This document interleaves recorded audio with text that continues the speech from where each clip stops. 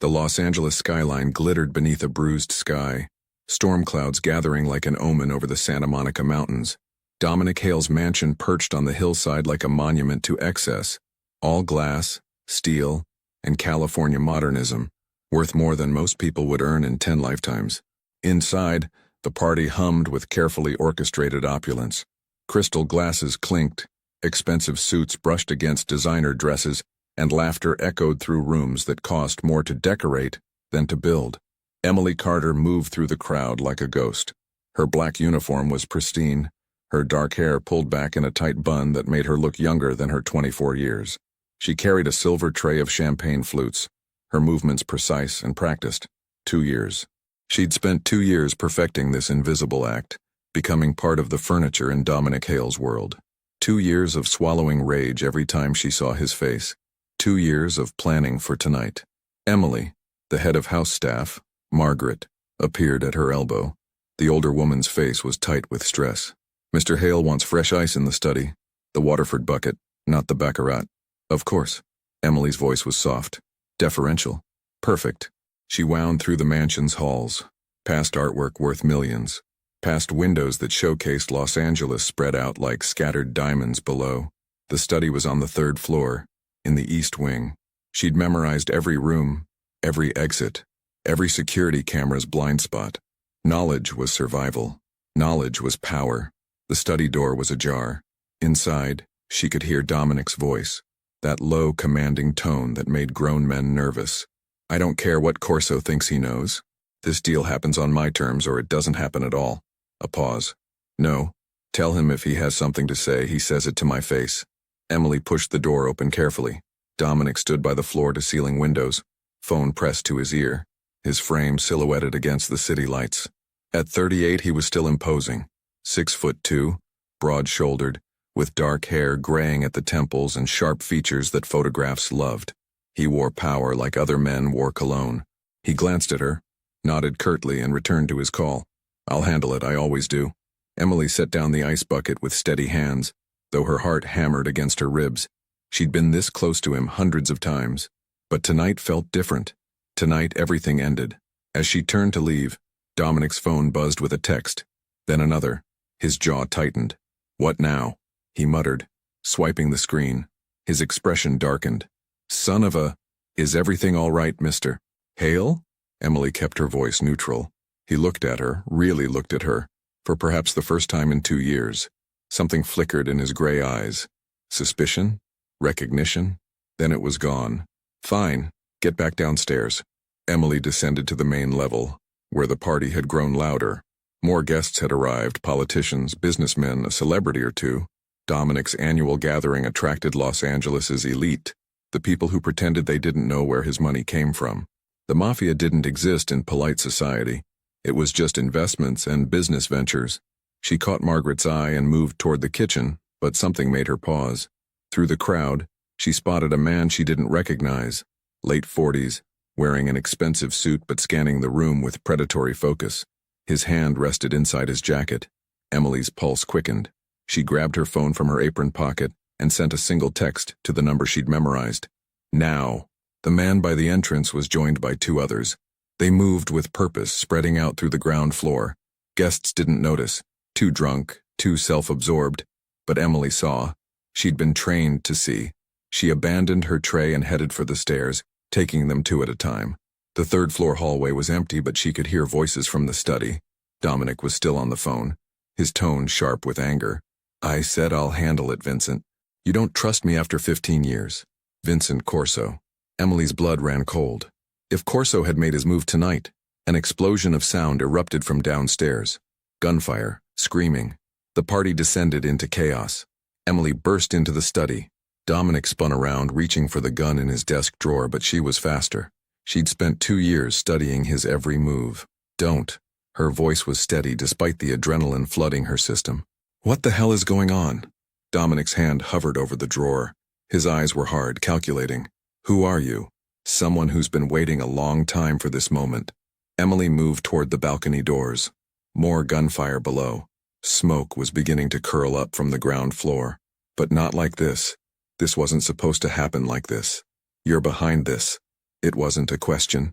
No, Emily's voice was fierce. I wanted you to suffer. I wanted you to lose everything slowly, to feel what my father felt. But someone else wants you dead, and they're willing to burn everything to do it. Dominic's expression shifted.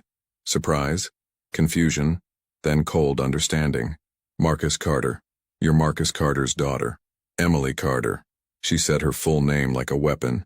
And yes, I've spent 2 years in your house, watching you, learning you, planning how to destroy you. But those men downstairs? That's not my plan. The building shuddered. Another explosion, closer this time. The lights flickered. We don't have time for this, Emily said, moving to the balcony. The study was positioned over the mansion's infinity pool, 3 stories down. They've planted charges throughout the house. In about 30 seconds, this entire wing is going to blow.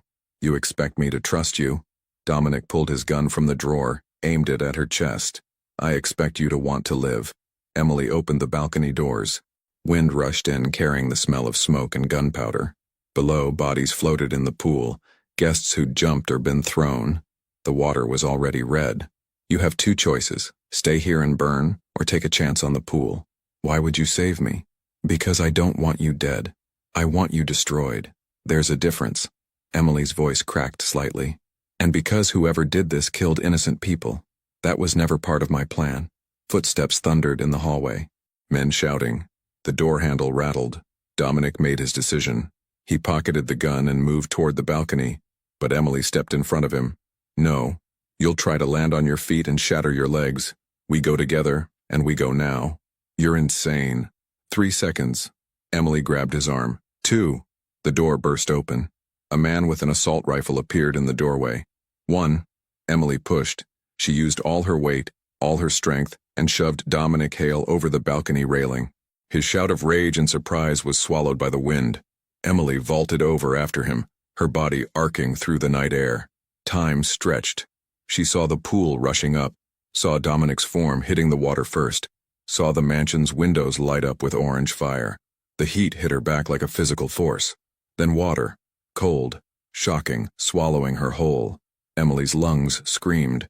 She kicked hard, fighting the weight of her uniform, the disorientation. Her head broke the surface just as the 3rd-floor study exploded outward in a ball of flame and glass. The shockwave hit the water, creating waves that tossed her like a doll. Debris rained down. Wood, metal, burning fragments that hissed when they hit the pool.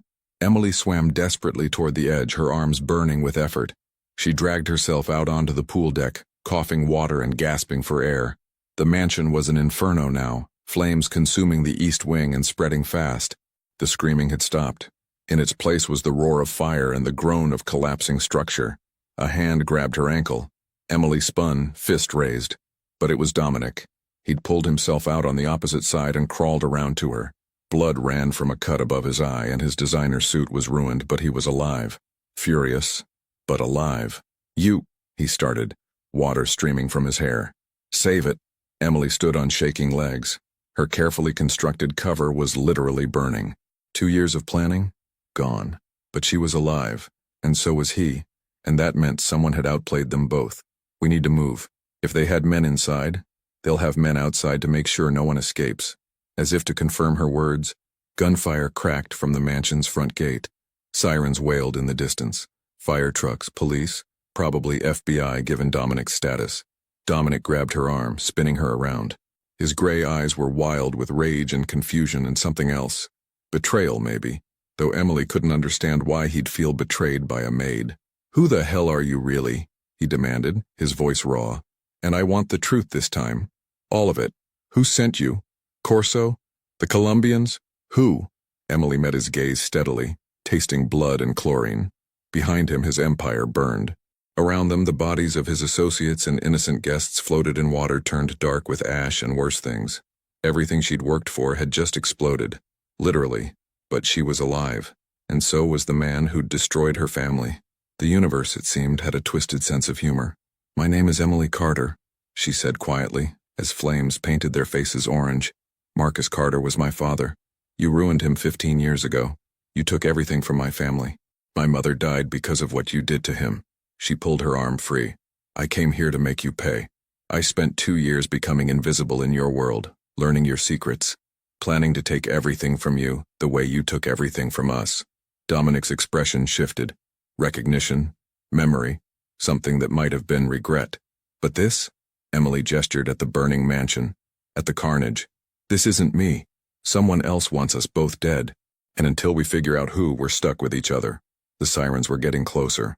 Dominic's hand moved to his pocket, where his gun waited. Emily didn't flinch. If he was going to shoot her, there was nowhere left to run. Instead, he pulled out his phone, waterlogged and ruined. He cursed viciously and threw it into the fire. There's a car. Service entrance down the hill. His voice was hard, controlled. The shock was wearing off, and the criminal mastermind was taking over. We get there, we get out of here before the authorities arrive. Then you and I are going to have a very long conversation about the past. Agreed. They moved together through the smoke and chaos.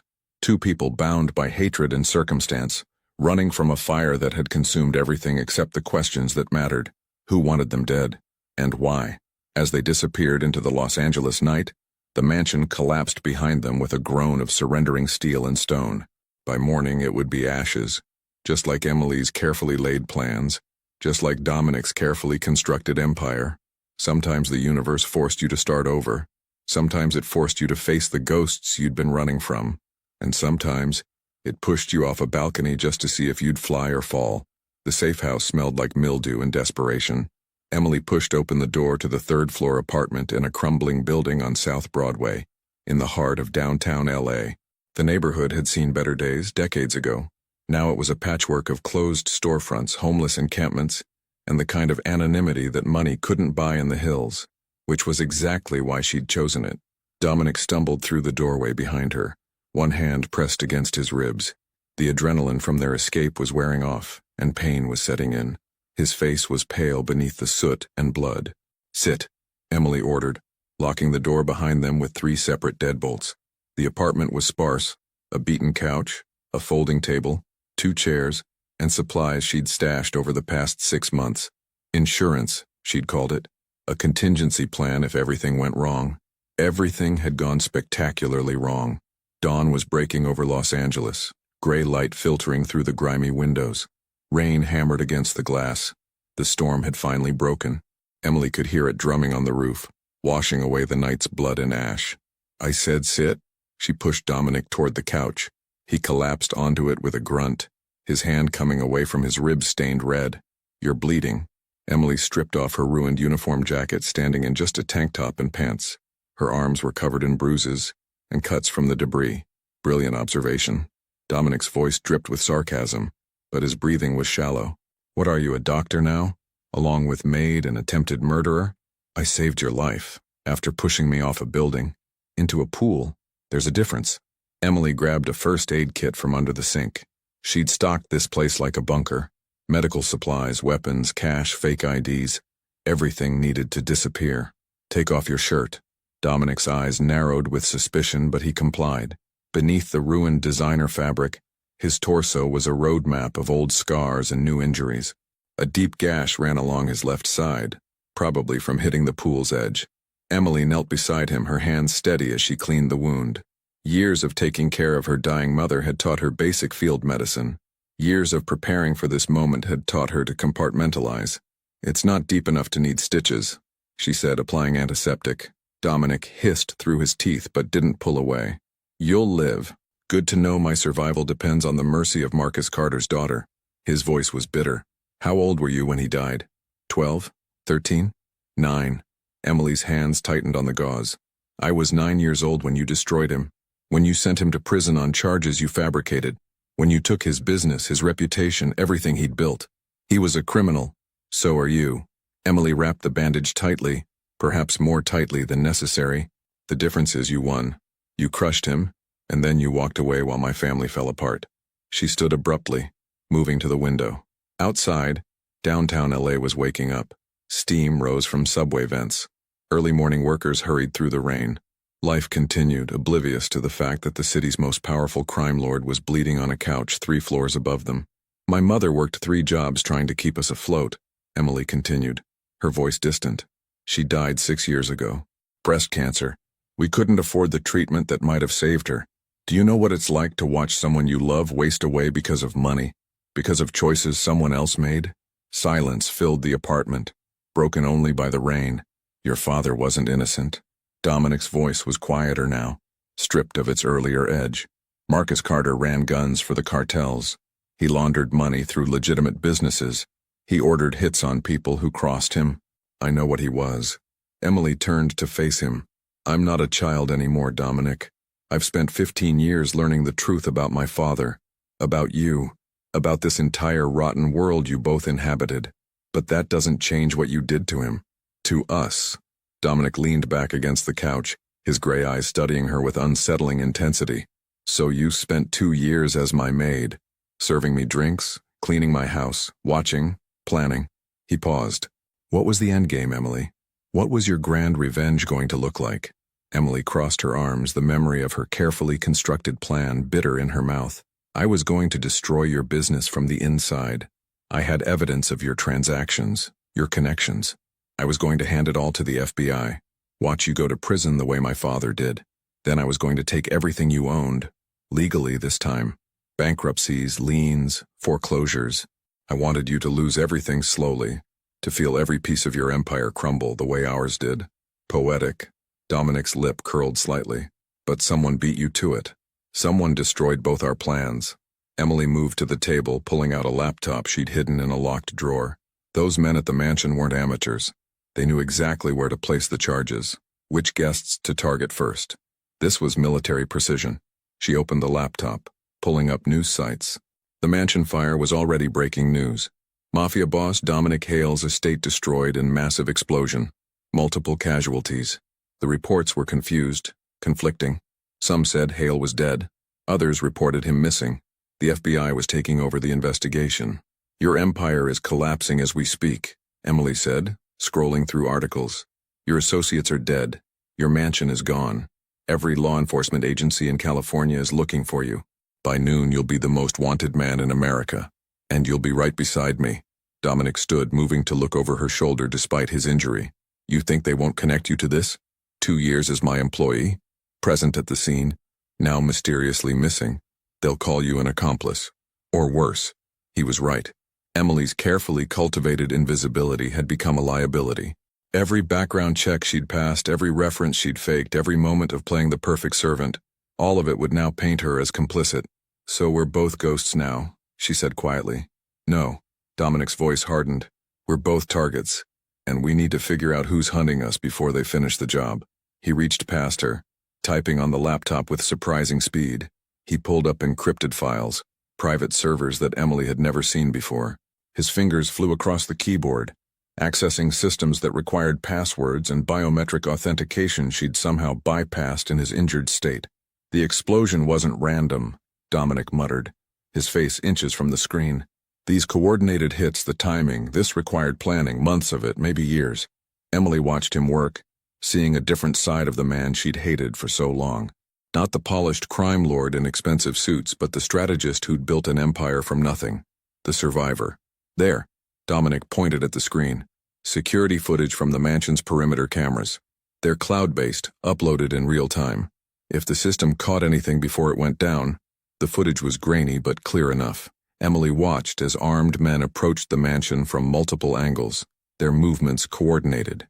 They wore masks, but one of them paused to check his phone before entering. Dominic froze the frame, zooming in on the phone's screen. The image was blurry, but a symbol was visible, a geometric pattern that Emily didn't recognize. Do you know what that is? She asked. Dominic's jaw tightened. Yeah, I know it. He closed the laptop abruptly, his face pale. This is worse than I thought. What is it? A calling card. From someone I thought was dead. He moved to the window, staring out at the rain. Vincent Corso. The name hit Emily like a physical blow. Vincent Corso. Her research had mentioned him. Dominic's former partner. The man who'd helped him rise to power 15 years ago. The partnership had ended badly. Publicly. Corso had disappeared from Los Angeles shortly after Marcus Carter's downfall. Corso was there that night, Emily said slowly, memory clicking into place. When they arrested my father, I saw him. I was 9, watching from the stairs while they put my father in handcuffs. Corso was standing in our living room like he owned it. He thought he did own it. Dominic's voice was flat. The night we took down your father, It was supposed to be a joint operation. Corso and I would split Carter's territory, but I outmaneuvered him. I took everything. The connections, the routes, the money. I cut Corso out completely. You betrayed him. Emily felt a strange mixture of satisfaction and horror. The great Dominic Hale betrayed by his own tactics. I didn't betray him, I beat him. Dominic turned from the window. There's a difference. But Corso never forgave me. He disappeared, and I thought he'd crawled off to die somewhere quiet. Clearly I was wrong. Emily's mind raced through the implications. If Corso orchestrated this, if he's been planning it for 15 years, her phone buzzed. Not her regular phone. That was destroyed. This was a prepaid burner she kept for emergencies, a number only one person knew. She pulled it from her pocket, her blood running cold at the message on the screen. It was a photo. A young woman, 20 years old, with Emily's dark hair and her mother's green eyes. Sarah, her sister, sitting in what looked like a basement, hands bound, terror in her eyes. Below the photo, a message. She pays for both of your sins. 72 hours. Come alone or she dies. VC. The phone slipped from Emily's fingers, clattering on the floor. Dominic picked it up, his expression darkening as he read the message. Your sister? Emily couldn't speak. Her throat had closed, her chest constricting with panic. Sarah, baby Sarah, who'd been 5 when their mother died, who Emily had raised while working 3 jobs and planning revenge. Sarah, who was supposed to be safe at UCLA, living the normal life that Emily had sacrificed everything to give her. How did he? Emily's voice broke. She's not part of this. She doesn't know anything about you, about my plans. She's innocent. Corso doesn't care about innocent. Dominic's voice was grim. If he has your sister, it's because he knows she's the one thing that would break you, just like the mansion fire was meant to break me. Emily's legs gave out. She sank into one of the folding chairs, her hands shaking. 15 years of planning, 2 years of careful execution, and in one night everything had been stripped away. Her cover, her revenge, and now her sister, the only family she had left. He's been watching us, she whispered. Corso knew about my plans. He knew I was in your house. He's been orchestrating this entire thing. He's playing us against each other. Dominic set the phone down carefully. He destroys my empire, makes it look like you're involved. He takes your sister, uses her to control you, then he sits back and watches us tear each other apart, or work together. Emily looked up, meeting Dominic's eyes. That's what he doesn't expect. He thinks we'll fight. He thinks our history guarantees it. Dominic was quiet for a long moment. Outside, the rain continued its steady assault on the city. Emergency sirens wailed somewhere in the distance, probably still responding to the mansion fire, or the aftermath. If we do this, he said finally, if we work together to find your sister and stop Corso, it doesn't erase the past. It doesn't make us friends. I don't want to be your friend. Emily's voice was steel. I want my sister safe, and I want the man who orchestrated this to pay. After that, you and I can settle our debts.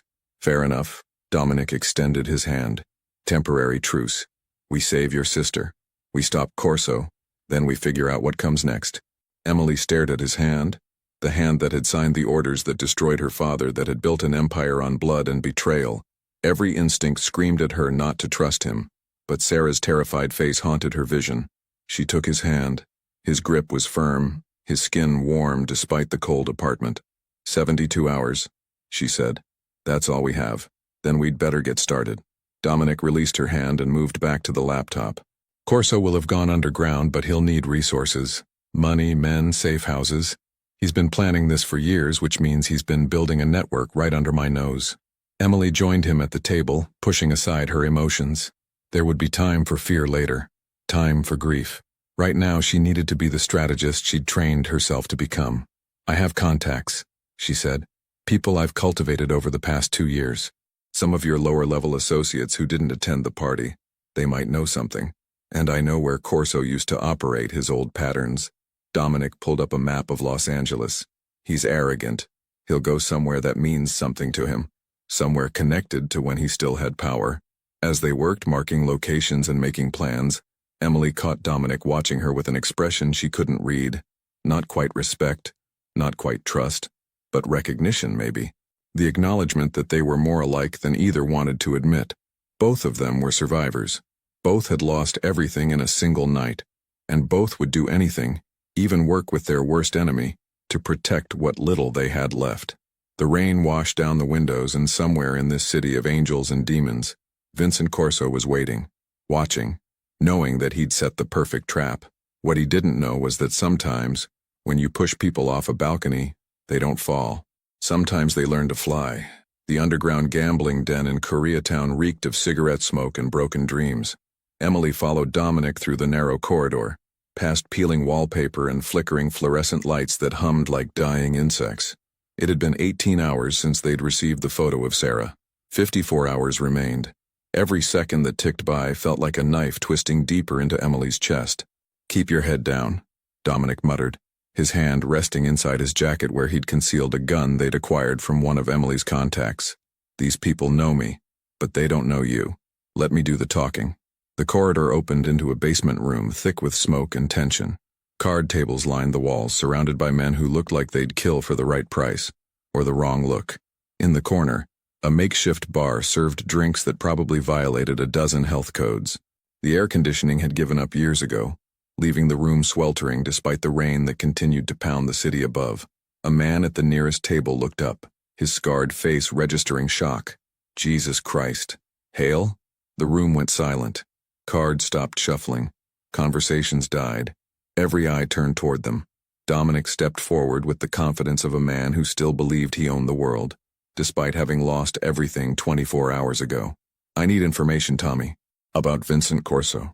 Tommy Chen stood slowly, his chair scraping against concrete. He was built like a boxer gone to seed, with cauliflower ears and knuckles that had broken too many faces. "You got some balls showing up here. Half the city thinks you're dead. The other half is looking to collect the bounty on your head." "There's a bounty?"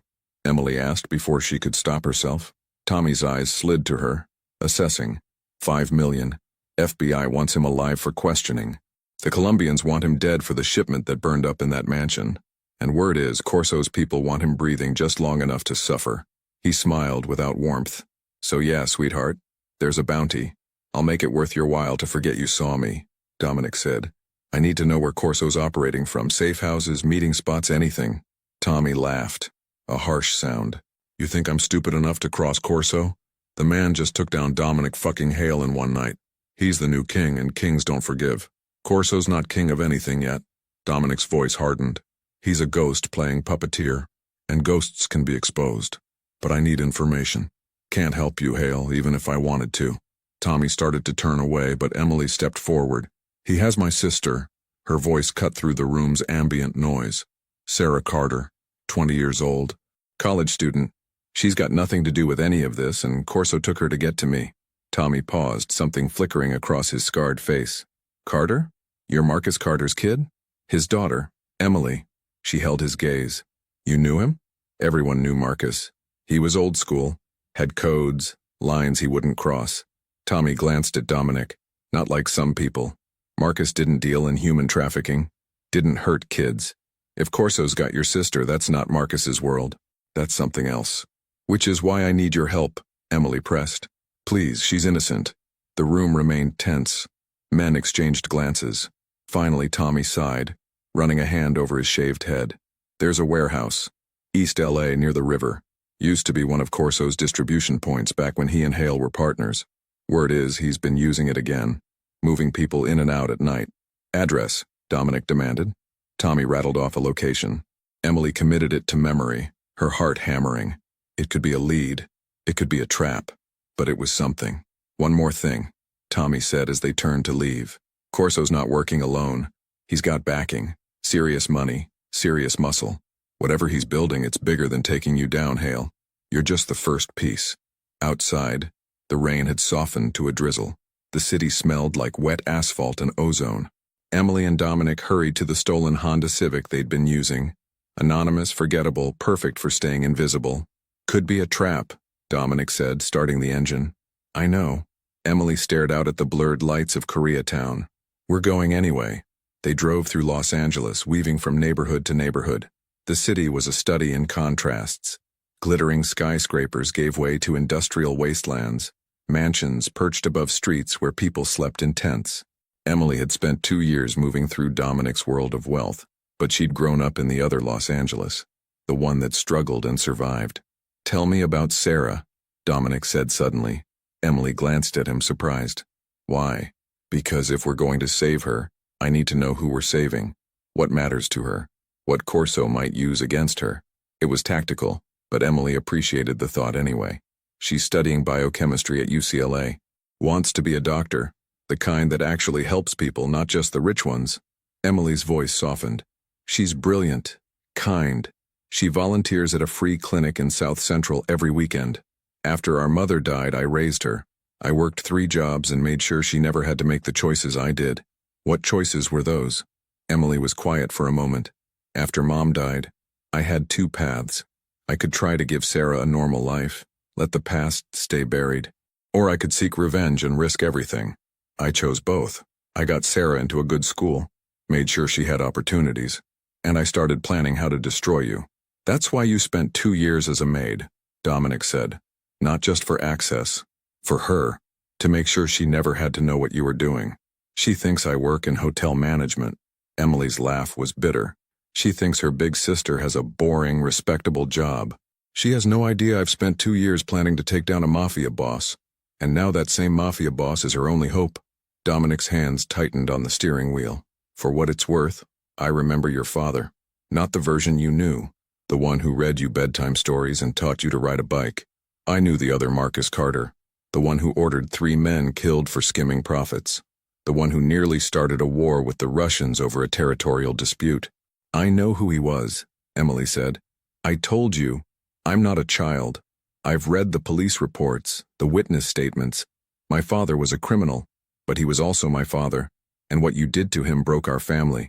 What I did to him," Dominic repeated slowly, "was respond to what he did to me." Emily turned to stare at him. "What?" Dominic pulled the car onto the shoulder of the freeway, putting it in park. The rain drummed on the roof as he turned to face her. "The night we took down your father wasn't about territory or money. It was personal. 6 months before his arrest, Marcus ordered a hit. The target was supposed to be one of the Colombian suppliers who was trying to expand into LA. But the intelligence was bad. Or maybe it was intentional. I've never known for sure." His voice was flat, emotionless, but Emily could see the tension in his jaw. "The hit squad went to the wrong house. They killed a woman and her 15-year-old son. The woman was my sister, Elena. The boy was my nephew, David." Emily's breath caught. "What?" "Marcus Carter killed my family," Dominic continued. "So yes, I took everything from him.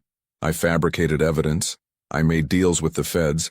I crushed his organization and sent him to prison where he died 6 months later. I wanted him to suffer the way I suffered." The car was silent except for the rain. Emily's mind reeled, trying to reconcile this new information with everything she'd believed for 15 years. "My father never mentioned, he probably didn't know the details. The Colombians kept it quiet. Bad for business to admit they'd massacred an innocent family. But I knew, and Corso knew. He helped me plan the takedown. He was there, standing in your living room, because he'd lost people too. Corso's brother was killed in the crossfire of one of Marcus's operations." Emily felt like the ground had opened beneath her. "So the man I've been planning to destroy for 15 years was just, what? Getting revenge for his own murdered family? There are no heroes in this story, Emily." Dominic's voice was quiet. "Just people who've lost things. People who've made terrible choices trying to balance the scales. Your father wasn't innocent. Neither was I. Neither was Corso. We're all just survivors trying to justify the damage we've caused." Emily pressed her hands to her face, her mind spinning. 15 years of hatred, of planning, of defining herself by her desire for revenge. And it had all been built on a foundation she'd never fully understood. Her father had killed Dominic's sister and nephew. Dominic had destroyed her father in return. And now Corso, who'd lost his own brother, was destroying them both. "It's cycles," she whispered. "It's just cycles of revenge, going back and back with no end, until someone chooses to end it." Dominic put the car back in drive, pulling onto the freeway. "That's the price of power in this world, Emily. Every choice creates a debt, every action has a cost, and eventually, everyone pays." They drove in silence toward East LA, each lost in thoughts of ghosts and debts that could never be fully settled. The warehouse district emerged from the urban sprawl, a maze of corrugated metal buildings and cracked asphalt, forgotten by the city's development boom. Dominic parked 3 blocks away and they approached on foot. The address Tommy had given them was a squat, unremarkable building with broken windows and graffiti-covered walls. It looked abandoned, but Emily had learned to read the signs.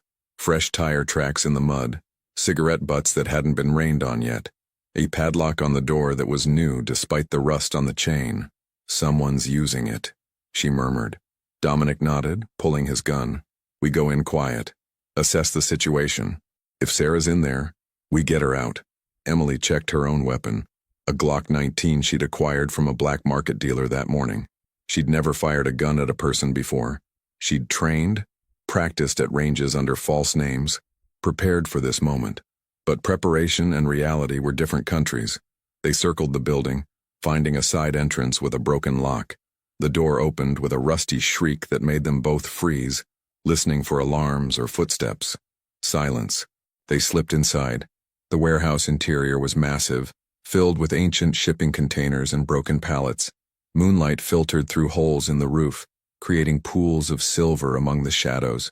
Emily's heart hammered so loudly she was sure it would give them away. Then she heard it, a muffled sob coming from the back of the warehouse. She moved without thinking, Dominic grabbing her arm to hold her back. She shook him off, advancing toward the sound. Around a container through a gap in stacked crates she saw a cage, makeshift, built from chain-link fencing and 2x4s. And inside, Sarah. Emily's voice broke. Her sister sat huddled in the corner, her clothes torn, her face bruised. When she heard Emily's voice, her head snapped up, eyes wide with disbelief and hope. "Emily?" Sarah's voice was hoarse. "Oh God, Emily, it's a trap. You have to—" Lights flooded the warehouse, blinding industrial floods that turned night into day. Emily spun, raising her gun, but they were surrounded. Men emerged from behind containers and crates, at least 10 of them, all armed. And from the warehouse's main entrance, a figure walked forward. Late 50s, silver hair, expensive suit somehow unwrinkled despite the warehouse setting. He moved with the confidence of a man who'd planned every detail, anticipated every move. Vincent Corso. "Emily Carter," he said, his voice smooth as aged whiskey. "And Dominic Hale. Together. I must admit I didn't expect you to cooperate so readily. I thought I'd have to work harder to get you in the same room." "Corso." Dominic's voice was ice. "Let the girl go. She's not part of this." "Oh, but she is." Corso smiled. "She's part of the beautiful symmetry of it all. You see, 15 years ago the 3 of us, you, me, and Marcus Carter, we formed a triangle, each of us taking from the others, each of us losing something precious. But triangles are unstable shapes. They collapse." He gestured around the warehouse. "So I've built something new, something that requires both of you to understand the price of the power you've wielded so carelessly." Emily kept her gun trained on Corso, but she could feel the men surrounding them, could see the laser sights dancing across her chest. "What do you want?" "I want you to understand," Corso said simply. "I want Dominic to feel what it's like to have his empire burn, the way my brother burned in that warehouse fire Marcus ordered. I want you, Emily, to understand that revenge doesn't heal wounds. It just creates new ones. And I want both of you to watch as I build something better from the ashes of your failures." "You're insane," Dominic said. "I'm practical." Corso's smile never wavered. "And I'm patient. 15 years I've waited, building alliances, gathering resources, watching you both. Yes, Emily, I've known about your little infiltration for months. I've watched you play Maid while Dominic played King. 2 people so consumed by the past that neither saw the future coming." He snapped his fingers. 2 of his men moved toward Sarah's cage. "No!" Emily lunged forward, but Dominic grabbed her, holding her back as guns swung in their direction. "The girl lives," Corso said. "For now. As long as you cooperate. You see, I don't want to kill you, Dominic. Death is too quick, too merciful. I want you to live in a world where you have nothing. No empire, no respect, no power. Just the knowledge that you've lost everything." He turned his gaze to Emily. "And you, dear girl, you've spent 15 years hating the wrong man. Marcus Carter wasn't some tragic hero destroyed by Dominic's ambition. He was a butcher who killed innocents. Dominic took him down, yes, but in doing so he became exactly what Marcus was. And now you're becoming what Dominic is. The cycle continues. Unless someone breaks it," Emily said quietly. Corso laughed. "Oh, I'm breaking it. By destroying you both. By taking everything you've built, Dominic's empire, Emily's revenge, all of it, and showing this city that the old ways are finished. What old ways? Dominic's voice was cold. Men like us, ruling through fear and violence, operating in shadows while the world pretends we don't exist. Corso's eyes gleamed. I'm bringing everything into the light. I've already given the FBI evidence of your operations, Dominic. By tomorrow, half your associates will be arrested. The rest will be dead or running. And Emily, your identity, your plans, your 2 years of deception, it's all documented. You'll be wanted as an accomplice. He gestured to his men. Take them to the secondary location and bring the girl. I want them to have time to contemplate their choices before the end. As Corso's men moved in, guns raised, Emily met Dominic's eyes. She saw her own desperation reflected there, her own calculation. They'd walked into a trap. They'd underestimated their enemy, and now Sarah would pay the price. But Corso had made one mistake. He'd told them the truth, and the truth, Emily had learned over 2 years of careful planning, was the most dangerous weapon of all. She just had to figure out how to use it. The drive to Corso's Malibu estate took 45 minutes, but to Emily, it felt like hours. They were separated, Emily in one black SUV with 3 armed guards, Dominic in another vehicle ahead of them, and Sarah in a third car behind. Through the tinted windows, Emily watched Los Angeles give way to the Pacific Coast Highway, the ocean churning gray and violent under storm clouds that refused to break. The rain had stopped, but the air felt heavy, pregnant with electricity. One of the guards, a man with a shaved head and a scar bisecting his eyebrow, kept his gun trained on her the entire drive. Emily sat perfectly still, her mind racing through scenarios, probabilities, escape routes. All of them ended badly. Corso had planned this perfectly. He'd anticipated their every move, led them exactly where he wanted them. And now he had all 3 of them, Emily, Dominic, and Sarah, pieces on a chessboard he'd been arranging for 15 years. The SUV turned off the highway onto a private road that wound up into the Malibu hills. They passed through 2 security checkpoints, each manned by armed guards who waved them through with military precision. This wasn't some improvised operation. Corso had built a fortress. The estate emerged from the darkness like something from a magazine, all glass and white stone, perched on a cliff overlooking the Pacific. It made Dominic's destroyed mansion look modest by comparison. Lights blazed from every window, and as they pulled up to the main entrance, Emily counted at least a dozen more guards patrolling the grounds. They hauled her out of the SUV roughly. The ocean wind hit her face, carrying salt spray and the smell of expensive landscaping. Ahead, she saw Dominic being dragged from his vehicle, his hands zip-tied behind his back. Their eyes met for a brief moment, a silent exchange of understanding. They were in this together now, whether they liked it or not. Sarah was brought out last, and Emily's heart broke at the sight of her sister. Sarah's face was swollen from crying, her clothes filthy from the warehouse cage. When she saw Emily, she tried to run forward, but the guards held her back. "I'm sorry," Sarah sobbed. "Emmy, I'm so sorry. They said if I didn't cooperate, they'd kill you." "It's okay, baby," Emily called out, trying to keep her voice steady. "It's going to be okay. I promise." But promises felt hollow when you were surrounded by men with guns, standing on the estate of a man who'd orchestrated the destruction of everything you'd worked for. They were marched into the mansion, a study in modern luxury with marble floors, contemporary art on the walls, and floor-to-ceiling windows showcasing the violent ocean below. Corso was waiting in what looked like a study, sitting behind an ornate desk with a glass of scotch in his hand. He looked completely at ease, like a CEO about to conduct a board meeting rather than a man holding 3 people hostage. "Please sit." He gestured to 3 chairs arranged in front of his desk. When no one moved, he nodded to his guards, who forced them down. Emily found herself between Dominic and Sarah, close enough to touch them but unable to do anything to protect them. Corso studied them like specimens in a lab. "Do you know what this house cost me? $47 million. I bought it 3 years ago, using money I'd spent a decade accumulating. Money from legitimate businesses, tech investments, real estate, pharmaceuticals, all completely legal." He stood, walking to the window. The Pacific churned below, waves crashing against the rocks. "That's what you never understood, Dominic. Power doesn't come from fear anymore. It comes from legitimacy, from being so embedded in the system that you become indistinguishable from it. Is there a point to this?" Dominic's voice was flat. "Or are you just enjoying the sound of your own voice?" Corso turned, his smile sharp. "The point is that while you were playing kingpin, living in your glass mansion, and pretending you controlled this city, I was building something real. Something that will outlast all of us." He moved back to his desk, pulling out a folder. "Emily, you spent 2 years researching Dominic's operations. But did you ever think to research mine? Did you wonder where I'd been for the past 15 years? Emily said nothing, but her mind was already working. Corso's confidence wasn't just arrogance. It was based on something solid. He had resources, connections, a plan that extended far beyond revenge. "I've been building an empire that doesn't rely on violence or intimidation," Corso continued. "I've been partnering with people who have real power. Politicians, corporate executives, law enforcement officials.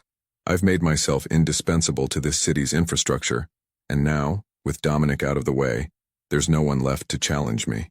"Except the FBI," Emily said quietly. "You said you gave them evidence. That means they're investigating. That means you're on their radar." Corso's smile widened. "Oh, Emily, you still don't understand. The evidence I gave them was carefully curated. It implicates Dominic and his associates, but it exonerates me completely. In fact, it makes me look like a victim, a reformed businessman who tried to go legitimate but was threatened by Hale's criminal enterprise." He opened the folder, spreading photographs across the desk. Images of Dominic meeting with known criminals, documents with his signature, bank records showing money laundering operations.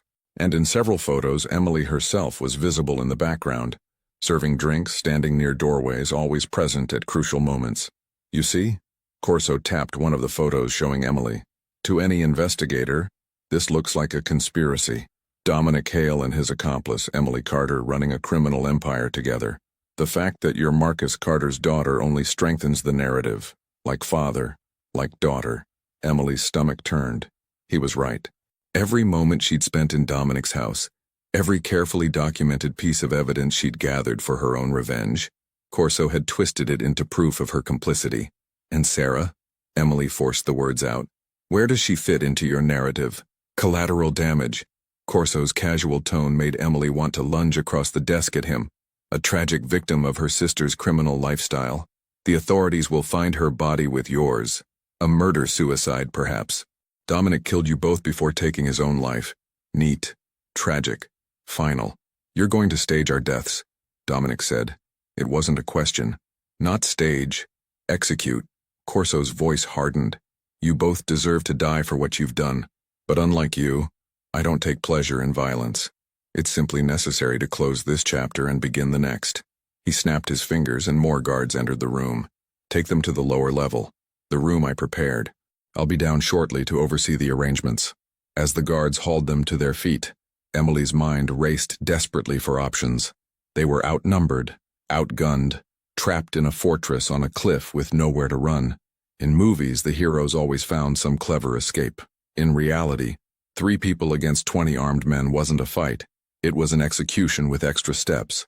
They were marched down a hallway, then down a steel staircase that descended into the mansion's lower level.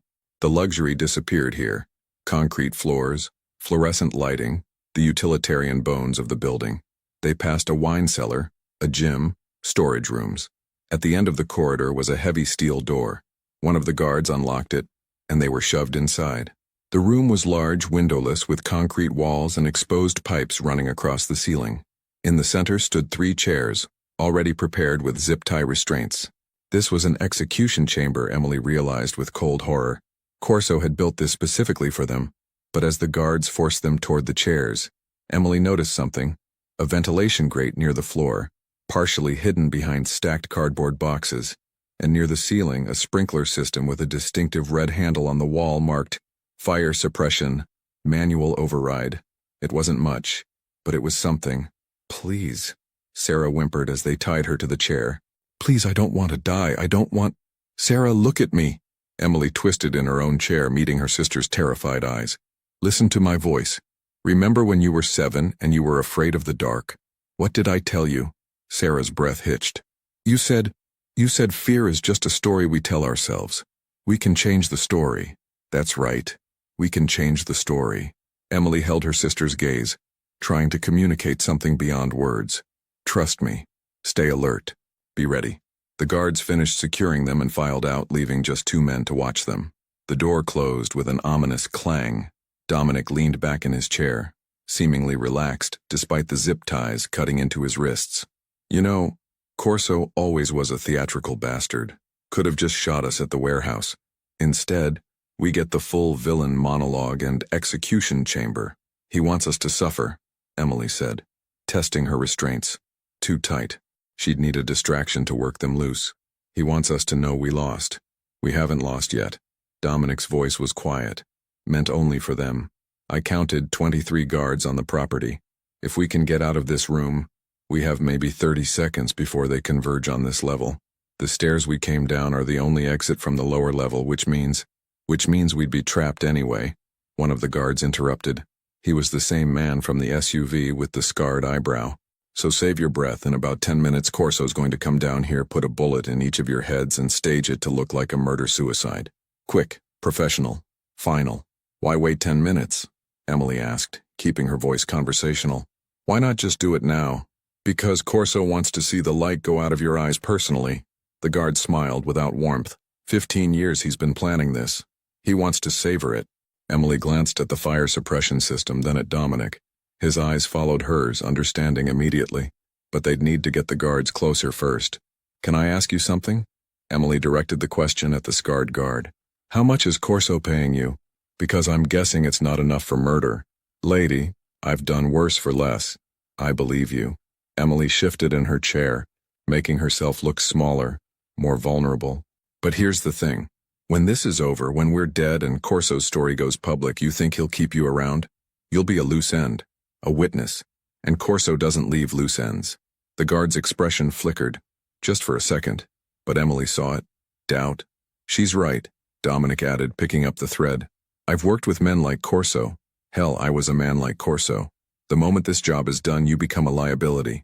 He'll probably have you killed before sunrise. Shut up. But the guard's hand had moved to his weapon, nervous energy replacing casual confidence. How much? Emily pressed. 50,000? 100? Whatever it is, it's not worth your life. But I can offer you something better. You let us go, and you disappear with enough money to start over anywhere in the world. Clean. Safe. You don't have that kind of money. Dominic does. Emily looked at the man beside her. How much do you have in emergency funds? Liquid assets you can access right now? Dominic was silent for a moment, then said, 15 million. Cryptocurrency, untraceable. I can transfer it from my phone in under 60 seconds. The guard laughed, but it sounded uncertain. Your phone's upstairs with Corso. Actually, Dominic said slowly, it's not. You took a phone from my jacket pocket, but that was a decoy. My real phone is in my boot. Encrypted biometric lock, impossible to access without my thumbprint. Emily felt a surge of hope. It could be a bluff, but Dominic's voice carried absolute certainty. The second guard, who'd been silent until now, stepped forward. Even if that's true, we let you go, we're dead. Corso will hunt us down. Not if Corso's dead, Emily said.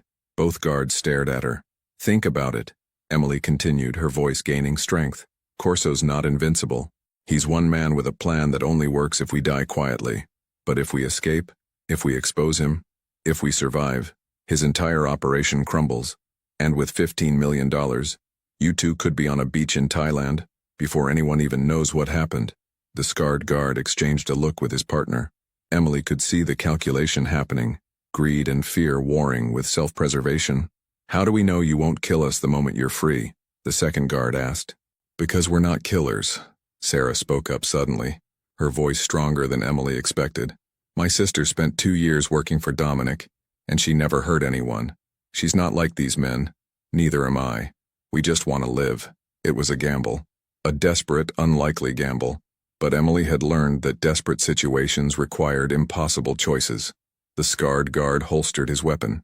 Show me the phone. Dominic nodded toward his left boot. Inside, against my ankle. You'll need to cut my restraints to reach it. Like hell. The guard knelt down, pulling a knife. He cut the boot's laces, pulling it off roughly. And there, tucked into a custom pocket against the leather, was a phone. The guard pulled it out, powering it on. The screen lit up with a fingerprint prompt. I need my hands free, Dominic said. Can't unlock it with my wrists tied. The guards exchanged another look. This was the moment, the critical decision point. Either they committed to this insane plan, Or they shot all three of them and prayed Corso would never find out about the conversation. The scarred guard made his choice. He cut Dominic's wrist restraints. Dominic moved fast. His freed hand shot out, grabbing the guard's knife and driving it into the man's shoulder in one fluid motion. The guard screamed, stumbling back. The second guard reached for his gun, but Emily was already moving. She'd been working her restraints loose while talking, using the slight give in the plastic to create space. Now she pulled her wrists free and launched herself from the chair, catching the second guard off balance. They hit the concrete hard, the gun skittering away. Sarah screamed, still tied to her chair. Dominic was grappling with the scarred guard, both men fighting for control of the dropped weapon. Emily scrambled for the loose gun, her fingers closing around cold metal. "Stop!" She aimed at both guards, her hands shaking but steady enough. "Everyone stop or I will shoot." The room froze. The scarred guard was on the ground, blood spreading from his shoulder. The second guard had his hands up, eyes wide. Dominic stood between them, breathing hard. "The knife," Emily said to Dominic. "Cut Sarah loose." While Dominic freed her sister, Emily kept the gun trained on both guards.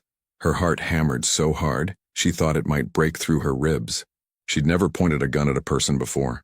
The weight of it, the knowledge that she could end a life with a twitch of her finger, it was terrifying and intoxicating in equal measure. "What now?" Sarah asked, her voice shaking as Dominic cut through her restraints. "Now we get out of here before Corso realizes something's wrong." Dominic grabbed the second guard's gun and radio. "How long until his 10-minute timeline is up?"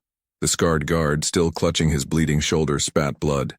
"You just made the biggest mistake of your lives. Wouldn't be the first time today." Dominic knocked the man unconscious with a precise blow to the temple, then did the same to the second guard. "We have maybe 5 minutes before someone checks on them." "The fire suppression system," Emily said, nodding toward the red handle. "If we trigger it, it'll cause chaos upstairs. Sprinklers, alarms, evacuation protocols. It might buy us enough confusion to reach an exit." "Might," Dominic agreed. "Or it might alert everyone to our exact location. You have a better idea?" He didn't. Dominic pulled the fire suppression handle. Immediately, alarms shrieked throughout the building. Sprinklers activated, water cascading from the ceiling. Emergency lights began strobing. "Move!" Dominic yanked open the door, checking the corridor. Clear. They ran for the stairs, water streaming from ceiling sprinklers, alarms wailing. Sarah stumbled and Emily grabbed her arm, half dragging her sister forward. They hit the stairwell and started climbing. Above, Emily could hear shouting, footsteps pounding. Corso's guards were mobilizing. They burst through the door into the main level, into chaos. Water poured from sprinklers throughout the mansion. Guards ran in different directions, some heading for exits, others trying to locate the source of the alarm. Corso's voice echoed from somewhere deeper in the house, shouting orders. "Side exit," Dominic said, pointing toward a hallway. Through the kitchen, gunfire erupted behind them. Wood splintered from a doorframe inches from Emily's head. She spun, returning fire without thinking. Years of target practice translating into muscle memory. One of Corso's guards went down, clutching his leg. They ran through the kitchen, a space of stainless steel and marble that could have served a restaurant, and out a side door into the night. The ocean wind hit them like a fist, carrying rain that had started falling again. The property stretched out before them, a maze of gardens and pathways illuminated by security lights. "The cars," Sarah gasped, pointing toward the circular driveway where their transport vehicles still sat. But between them and the cars stood a line of armed guards, weapons raised, and emerging from the mansion's main entrance, walking calmly despite the chaos, was Vincent Corso. He'd changed into a rain jacket, and he held a pistol loosely at his side. "I underestimated you," he called out over the rain and alarms. "I should have known you'd try something desperate. But look around, Emily. Dominic, you're on a cliff, surrounded by my men, with nowhere left to run." He was right. Behind them was the mansion. To their sides, more guards were closing in, and ahead was Corso's line of defense, blocking the only way off the property. "Sarah," Emily whispered, "when I say run, you run for those cars. You take one, and you drive until you're somewhere safe. You call the FBI, you tell them everything. I'm not leaving you. You don't have a choice."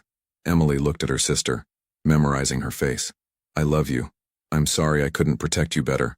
But you have to survive this. Someone has to survive this." Dominic stepped forward, drawing Corso's attention. "You want me, Corso? You want your revenge?" Then take it. But let them go. Emily and Sarah. They're not part of what happened 15 years ago. This is between you and me. How noble. Corso sneered. The great Dominic Hale, finding a conscience at the end. But you're wrong. Emily made herself part of this the moment she walked into your house with revenge in her heart. And Sarah? She's just the price of doing business. He raised his gun, aiming at Dominic. I'm going to kill you now. Then I'm going to kill Emily. Then her sister. And then I'm going to build an empire on the ashes of your failure. Emily saw it in slow motion, Corso's finger tightening on the trigger, Dominic standing perfectly still, accepting his fate. She saw Sarah's face, twisted in horror. She saw the guards closing in from all sides. And she saw beyond them all something Corso had missed. Headlights, coming up the private road fast. Multiple vehicles, their sirens silent but their speed unmistakable. FBI. They'd tracked Dominic here, or maybe someone had tipped them off. Either way, salvation was 30 seconds away. Run! Emily grabbed Sarah's hand and bolted toward the cars. Dominic moved simultaneously, firing at Corso's line of guards. The night erupted into gunfire, muzzle flashes strobing in the darkness. Emily felt something hot graze her shoulder, a bullet so close she could feel its wake. She pushed Sarah ahead of her, toward the nearest SUV. Behind them, tires screeched as the FBI vehicles burst through the front gate, agents spilling out with weapons drawn. Corso's guards scattered, caught between the advancing FBI and their employer's demand to stop the escaping prisoners. In the confusion, Emily reached the SUV, yanking the door open. Keys in the ignition. Thank God for small mercies. Get in! She shoved Sarah into the passenger seat and dove behind the wheel. The engine roared to life. But where was Dominic? She spotted him through the rain-streaked windshield, still exchanging fire with Corso's men. He was pinned down behind a concrete planter, FBI closing in from one side, Corso's guards from the other. Emmy, we have to go, Sarah screamed. Emily's hands gripped the steering wheel. Every instinct screamed at her to drive, to save her sister, to escape while they still could. Dominic had destroyed her father. He'd ruined her family. For 15 years, she'd dreamed of watching him suffer, but he'd also saved them in that execution chamber. He'd taken a bullet meant for Sarah. He'd stood between them and Corso's gun. Damn it. Emily threw the SUV into gear and stomped on the accelerator. But instead of heading for the exit, she drove straight toward Dominic's position. What are you doing? Sarah shrieked. Something stupid. Emily cranked the wheel, bringing the SUV sideways between Dominic and the guard's line of fire. The vehicle shuddered as bullets punched through metal and glass. Dominic, get in! He didn't hesitate. He dove through the open rear door and Emily was already accelerating again, tires screaming on wet pavement. She aimed for the front gate, where FBI vehicles blocked the way. But there was a gap, barely wide enough, but possible. Hold on! Emily gunned the engine, praying the SUV's weight would be enough. They hit the gap at 40 miles per hour. Metal screaming as the sides scraped against FBI cars. Then they were through, fishtailing onto the private road. Behind them, the Malibu estate descended into chaos. Gunfire shouting. The FBI assault on Corso's fortress. Emily didn't look back. She focused on the road ahead, on getting Sarah to safety, on surviving the next 10 minutes. That was insane, Dominic said from the back seat, breathing hard. You came back for me. Don't read into it, Emily snapped. But her hands were shaking on the wheel. We're not friends. We're not even allies. You're just more useful alive than dead. But she'd come back. Despite everything, despite 15 years of hatred, she'd turned around and driven into gunfire to save the man who'd destroyed her father. Maybe Corso had been right. Maybe they were all just trapped in cycles of revenge and violence, making the same mistakes over and over. Or maybe, just maybe, someone could choose differently. The diner sat on a lonely stretch of Highway 1, 200 miles north of Los Angeles. Emily watched through the rain-streaked window as gray waves crashed against black rocks below. 7 days had passed since the Malibu estate. 7 days since the FBI raid that had torn apart Vincent Corso's operation. 7 days since everything had changed. The coffee in front of her had gone cold, but she didn't order another. Across from her, Sarah stared at her own untouched cup, her hands wrapped around the ceramic for warmth that wasn't really needed. The bruises on her sister's face had faded to yellow-green, but the haunted look in her eyes remained. He's late, Sarah said quietly. He'll come. Emily checked her phone for the 100th time. One unread message sent 3 hours ago. Mendocino Diner. Noon. Come alone. It was 12:17 now. The past week had been a blur of FBI interrogations, protective custody, and news reports that seemed to multiply by the hour. The media had descended on the story like vultures. Mafia boss Dominic Hale captured in FBI raid. Crime empire collapses. Dozens arrested. Vincent Corso's body had been found in the mansion's wine cellar. A single gunshot wound to the head. Self-inflicted, according to the FBI. He'd chosen death over capture, unwilling to face the exposure of everything he'd built.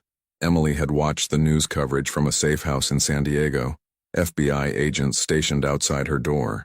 They'd questioned her for hours about her infiltration of Dominic's organization, about her father's criminal history, about her intentions. She'd told them everything, or almost everything. Some truths were too complicated for official reports. The evidence she'd gathered over 2 years had proven invaluable to federal prosecutors. Dominic's empire was being dismantled piece by piece. Associates arrested, assets seized, operations exposed. The FBI had offered her immunity in exchange for testimony. They'd called her a hero, a victim who'd infiltrated a criminal organization to bring it down from within. It was a cleaner narrative than the truth. Dominic had disappeared after the FBI raid. One moment he'd been in custody, loaded into an armored transport. The next, according to reports, there had been an ambush on the Pacific Coast Highway. 3 FBI agents wounded. The prisoner escaped. But Emily knew better. She'd seen the way certain agents had looked at Dominic during those chaotic moments at Corso's estate. The conversations conducted in low voices. The way evidence had been carefully documented, or not documented. Dominic hadn't escaped. He'd been allowed to leave. A deal had been made. The diner's door chimed. Emily's hand instinctively moved toward the gun in her jacket pocket, a habit she'd developed over the past week. But it was just an elderly couple, shaking rain from their jackets. "Maybe he's not coming," Sarah said. "Maybe he'll come." Emily didn't know how she knew, but she did. Dominic Hale was many things, but he kept his word, even to the woman who'd spent 2 years planning to destroy him. At 12:23, a dark sedan pulled into the parking lot. Emily watched as a man stepped out, different than she remembered. Dominic's expensive suits were gone, replaced by jeans and a weathered jacket. His hair was shorter, touched with more gray. He looked older, diminished somehow, like he'd shed a skin and hadn't quite grown into the new one. He entered the diner, spotted them immediately, and walked over with measured steps. His movements were careful, conscious, like a man relearning how to exist in the world. "Emily, Sarah." He nodded to each of them, his voice rougher than Emily remembered. "Thank you for coming. We almost didn't," Emily said. Dominic slid into the booth across from them, his back to the wall in an old habit he probably didn't even notice anymore. A waitress approached, but he waved her away gently. "How are you both?" he asked. "Really?" Sarah looked away, her jaw tightening. Emily answered for both of them. "We're alive. That's more than a lot of people can say after last week." "It is." Dominic's hands rested flat on the table, and Emily noticed scars on his knuckles she'd never seen before. Fresh ones. "I heard the FBI gave you immunity, that Sarah's returning to UCLA next semester. Witness protection offered us new identities," Emily said. "New lives, far from California. But Sarah wanted to finish school. She wants to be a doctor, remember? Hard to do that when you're living under a false name in Montana. So you stayed." "We stayed." Emily met his eyes.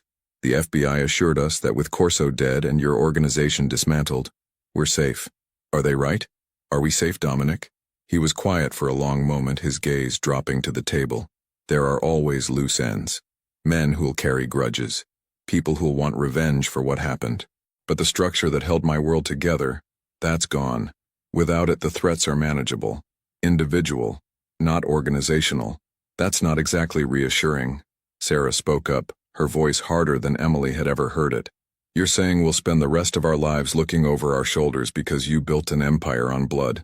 Dominic flinched slightly, a minute reaction, but Emily saw it. "You're right, and I'm sorry, not just to you, but to everyone who's been hurt by my choices. I know that doesn't mean much. I know sorry doesn't resurrect the dead or heal the trauma, but I need you to hear it anyway." Emily studied him, searching for the manipulation, the angle, but all she saw was exhaustion and something that looked like genuine remorse. "Why did you want to meet?" she asked. "The FBI said you entered witness protection. that you're cooperating with federal prosecutors, testifying against everyone in your organization who's still alive. Why risk exposure by contacting us? Dominic reached into his jacket slowly, pulling out a thick envelope. He set it on the table between them. Because I owed you the truth. All of it. Emily opened the envelope. Inside were documents, old police reports, surveillance photos, witness statements from 15 years ago, her father's case. But these weren't the sanitized versions she'd seen before. These were the raw files, complete with details that had been redacted or sealed. What is this? Emily's hands trembled as she flipped through pages. The real story of what happened to Marcus Carter. Dominic's voice was steady but weighted with something heavy. I told you in the car that your father ordered the hit that killed my sister and nephew. That was true, but it wasn't the whole truth. He pointed to a specific document, a surveillance report dated 3 weeks before Marcus's arrest. Your father didn't order that hit himself. He was set up. Corso manipulated the intelligence, made it look like Marcus gave the order. The actual command came from Corso's brother, the one who was killed in your father's operation later. Emily's vision blurred as she read. What are you saying? I'm saying Corso played us all from the beginning. Dominic's voice was raw. He wanted both Marcus and me to tear each other apart so he could take over. He fed me false information about who ordered my sister's death. He manipulated Marcus into retaliating against the wrong targets. And when the dust settled, he planned to step into the power vacuum we'd created. But you beat him to it, Emily whispered. You took everything first. I did. And then I spent 15 years believing I'd avenged my family, when really I'd just been Corso's weapon. Dominic's hands clenched. Your father was a criminal, Emily. He wasn't innocent. But the specific crime I destroyed him for, he didn't commit it. And by the time I learned the truth, he was already dead in prison. Sarah grabbed Emily's hand under the table, squeezing hard. Emily felt like the ground had opened beneath her, all her certainties crumbling. 15 years of hatred, redirected. 2 years of planning revenge against a man who'd been manipulated as much as she had. Why tell me this now? Emily's voice cracked. Why not let me go on believing the simple version? Because you deserve the truth. Because I've spent 15 years lying to myself about who I was and what I'd done, and I won't add lying to you to that list. Dominic stood slowly, like his bones ached. I can't give you back your father. I can't undo the damage Corso caused, or the damage I caused trying to stop him. But I can give you the truth. It's the only thing I have left that's worth anything. He pulled out another envelope, thinner this time, and set it beside the first. That's account information for an offshore fund. $8 million. Everything I managed to hide from the FBI before they froze my assets. It's yours. For your mother's medical bills that went unpaid. For Sarah's education. For whatever life you want to build now. We don't want your money, Emily said, but her voice lacked conviction. I know, take it anyway. Use it to do something good. Something that breaks the cycle instead of perpetuating it. Dominic stepped back from the table. I'm leaving California. The FBI has me set up somewhere in the Midwest with a new name, a new history. I'll spend the next decade testifying at trials, helping put away everyone I used to work with. And then, if I live that long, I'll disappear completely. What will you do? Sarah asked quietly. After the trials? Dominic smiled, but it was sad. I don't know. Maybe nothing. Maybe that's what I deserve. A small life with no power, no respect, no empire, just existence. He looked at Emily. What about you? What will you do now that revenge is off the table? Emily thought about it. The question she'd been avoiding for 7 days, since the moment everything she'd planned for had dissolved into chaos and FBI raids and uncomfortable truths. Sarah's going back to UCLA to become a doctor, she said slowly. And I think I'm going to go back to school too. Social work maybe, or counseling. Something that helps people escape the kind of life we've all been trapped in. That sounds right for you. Dominic's voice was soft. You were always too good for my world, Emily. Even when you were planning to destroy me, there was something in you that didn't belong in the darkness. Don't romanticize me, Emily said sharply. I infiltrated your house for 2 years. I pushed you off a balcony. I'm not some innocent victim. No, Dominic agreed. You're a survivor who made hard choices in impossible circumstances. Just like your father. Just like me. Just like everyone who's ever been caught in the gears of this machine we built. He moved toward the door, then paused. For what it's worth, Emily, pushing me off that balcony saved my life. If you'd let the explosion kill me, you'd never have learned the truth about Corso, about any of it, so thank you, for the fall and everything that came after." He walked out without another word. Emily and Sarah watched through the window as he climbed into his sedan and drove away, disappearing up Highway 1 into the rain and mist. "Do you believe him?" Sarah asked after a long silence. "About Dad? About Corso manipulating everything?" Emily looked at the documents spread across the table. Police reports, witness statements, evidence that could be verified, cross-referenced, proven or disproven. "I don't know, but I'm going to find out. And if it's true, then what?" Sarah's voice was small. "If everything we believed was a lie, what do we do with that?" Emily gathered the envelopes, tucking them carefully into her jacket. Through the window, the Pacific Ocean churned gray and endless, wearing away at ancient rocks one wave at a time. Nothing permanent, everything in motion, constantly reshaping itself. "We do what survivors do," Emily said finally. "We grieve, we heal, we try to build something better from the ashes of what burned. Is that enough? I don't know, but it's what we have." 3 months later, Emily sat on the steps of the community college in Pasadena, watching students flow around her like water around a stone. She'd enrolled in the social work program, starting over at 24, with a transcript full of gaps and a history too complicated to explain. Her phone buzzed with a text from Sarah. "Aced my biochem midterm. Celebratory dinner tonight?" Emily smiled, typing back a quick response. Sarah was thriving at UCLA, throwing herself into her studies with renewed purpose. The nightmares were less frequent now. The fear was learning to coexist with hope. The offshore account Dominic had left them sat mostly untouched. Emily had used some to pay off her mother's old medical debts, had set aside money for Sarah's education. The rest would go to scholarships for kids from broken homes, families torn apart by the criminal justice system. Blood money transformed into something useful, if not quite clean. She'd verified the documents Dominic gave her. Every detail checked out. Corso had orchestrated everything, playing her father and Dominic against each other while positioning himself to seize power. Marcus Carter had been a criminal, but not the specific kind of monster Emily had believed him to be. And Dominic Hale had been a weapon wielded by a man even more ruthless than himself. It didn't absolve anyone, but it complicated the narrative Emily had lived with for 15 years. Her phone buzzed again, a number she didn't recognize. The message was brief. "Thank you for the truth. Living quietly now. Building something small and honest. Hope you and Sarah are well." Emily stared at the message for a long time, then deleted it. Dominic Hale was part of her past now, a chapter closed, if not forgotten. She wouldn't respond, wouldn't maintain contact. Some bridges needed to burn completely for new ones to be built, but she hoped in whatever small life he was building in whatever anonymous Midwest town, he found something resembling peace. Not redemption, that wasn't possible for men like him, but maybe understanding, maybe acceptance of what he'd been and what he'd lost. Emily stood shouldering her backpack and joined the flow of students heading to afternoon classes. Introduction to Social Work Theory. The syllabus promised discussions of trauma, cycles of violence, systemic injustice, and the small, difficult work of helping people heal. It felt right. After 2 years of planning destruction, she would learn construction. After 15 years of nurturing hatred, she would study compassion. It wouldn't erase the past. Nothing could do that, but it might build a future worth living in. As she walked across campus, Emily thought about that night on the balcony. The moment she'd pushed Dominic into open air, seconds before everything exploded. They'd both fallen, they'd both survived, and now in their separate ways, they were both trying to figure out how to stand again. The autumn sun broke through California's perpetual haze, painting the campus in gold.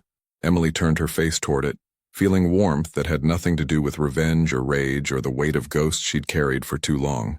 She was 24 years old. She had a sister who would become a doctor. She had a chance to help others escape the cycles that had nearly destroyed them both. It wasn't the ending she'd planned. It wasn't the revenge she'd spent years perfecting. But maybe, just maybe, it was better. Sometimes the universe pushed you off a balcony to teach you how to fly. And sometimes in the falling, you learned that survival wasn't about landing perfectly. It was about choosing, when you finally hit the ground, to stand back up and walk towards something new. The end. Epilogue. 5 years later, Emily Carter stood at a podium in a community center in South Los Angeles, addressing a room full of teenagers from the foster care system. She'd founded the program herself, using what remained of Dominic's money, creating pathways for kids from broken homes to find education, counseling, and hope. Sarah sat in the front row, now in her third year of medical school, volunteering at the free clinic that partnered with Emily's program. In a small town in Iowa, a man who'd once been called Dominic Hale finished his shift at a construction company and went home to a modest apartment. He lived alone, worked honest hours, and testified via video link at the trials that continued to dismantle what he'd built. He would never be forgiven. He knew that. But he could be useful. And in the mathematics of redemption, usefulness was the only currency he had left. Vincent Corso was buried in an unmarked grave outside Malibu, his empire scattered to the winds, his name a cautionary tale about the price of ambition. Marcus Carter remained dead, his truth complicated, his legacy claimed by a daughter who'd learned that revenge and justice were different countries with no shared border, and in the spaces between, in the lives rebuilt, the cycles broken, the small acts of choosing differently, something new grew from the ashes of what had burned. Not perfect, not healed, but alive, and sometimes that was enough.